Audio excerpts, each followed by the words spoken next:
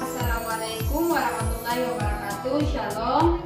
Perkenalkan, kami dari kelompok 3. Di sini kami akan membuat video pembelajaran tentang dampak birokrasi pemerintahan. Saya Siti Habibwayan selaku moderator, dan di sebelah kiri saya dan di sebelah kanan saya Tasya, dan kepada materi pertama saya persilahkan. Oke, terima kasih kepada saudari moderator atas waktu yang telah diberikan kepada saya. Langsung saja saya akan masuk kepada materi pertama, yaitu dampak korupsi terhadap birokrasi pemerintah. Baik, di sini saya akan masuk ke definisi korupsi.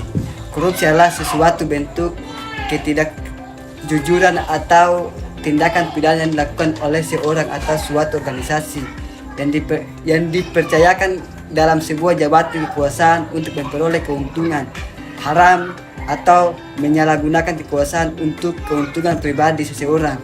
Selanjutnya saya masuk kepada pengertian birokrasi pemerintah.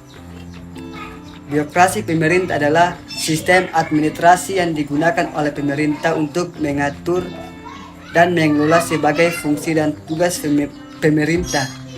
1. Pelaksanaan kebijakan. 2. Pembuatan kebijakan. 3. Administrasi publik. 4. Pemberian layanan publik. 5. Pengawasan dan pengendalian. 6. Stabilitas representasi masyarakat. Oke, terima kasih. Saya kembalikan kepada moderator. Oke, selanjutnya pemateri kedua dipersilahkan. Oke, terima kasih kepada saudari moderator atas waktunya. Langsung saja kita ke materinya yang ketiga, yaitu dampak korupsi terhadap birokrasi pemerintahan. A. Pengaruh terhadap integritas, yaitu yang pertama, merusak moral dan nilai. 2. Menurunkan kepercayaan. 3. Merusak reputasi. B. Dampak korupsi pada penghambat efisiensi birokrasi. 1. Pemborosan sumber daya. 2. Penunda proses. 3. Penurunan kualitas pelayanan.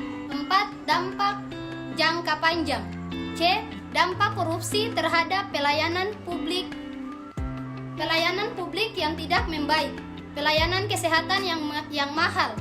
Kemiskinan meningkat hingga naiknya besaran pajak setiap tahunnya diantaranya. 1. Lesunya pertumbuhan ekonomi dan investasi. 2. Penurunan produktivitas. 3. Rendahnya kualitas barang dan jasa publik. Oke, saya persilakan kepada pemateri selanjutnya. Oke, terima kasih kepada saudari moderator atas waktunya. Langsung saja kita ke materinya yang keempat, yaitu contoh kasus yang menggambarkan hilangnya integritas akibat korupsi skandal. Korupsi di Indonesia yang dikenal dengan istilah kasus Kenturi. Pada tahun 2008-2009, kasus ini melibatkan sejumlah pejabat dan anggota parlemen yang terlibat dalam pengambilan keputusan terkait penyelesaian krisis keuangan di Bank Kenturi. Dampak dari skandal ini termasuk kerugian keuangan negara yang signifikan, menurunnya kepercayaan publik terhadap pemerintah, serta menimbulkan efek negatif terhadap citra Indonesia di mata komunitas internasional. Kasus ini menunjukkan bagaimana korupsi dapat mengerus integritas sistem politik. Oke, saya serahkan kepada pemateri selanjutnya. Oke, terima kasih kepada saudari moderator atas waktunya. Langsung saja kita ke materi yang keenam, yaitu contoh kasus korupsi terhadap pelayanan publik. 1. Suap dalam proses pelayanan dokumen. 2. Publik di sektor pendidikan.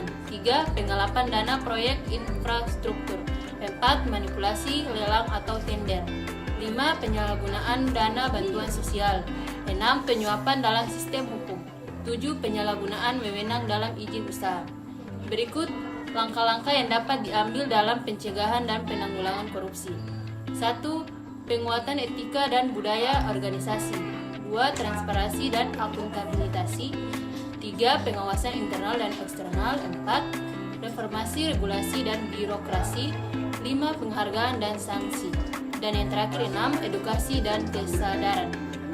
Oke, saya serahkan kepada pemateri selanjutnya. Oke, terima kasih kepada saudara moderator atas waktunya. Langsung saja kita masuk kepada kesimpulan.